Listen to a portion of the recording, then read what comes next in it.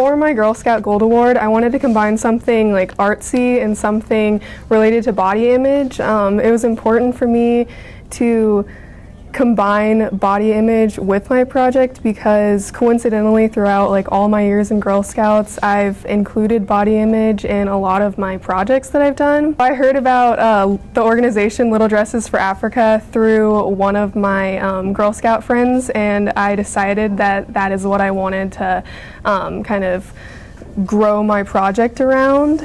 I wanted the students to have a chance to sew dresses while subtly including a message about body image. Even though our lives can get really hard and it can seem like we can't go on anymore, there's people who are living in other countries that are even around our same age who are going through things that are a lot more difficult than we are. So the dresses that are sent to Africa show each child that receives them that someone cares about them, and it shows people around them that there's someone caring for them, which makes them less likely to be abducted since it looks like someone is caring after them even if maybe they could be an orphan. So the schools that I got to participate in this was Olathe South, Olathe North, Olathe Northwest, and Indian Trail. Each dress is made to be simple. They are made out of pillowcases, and all you end up having to add is straps and any other like decorations that you want to add.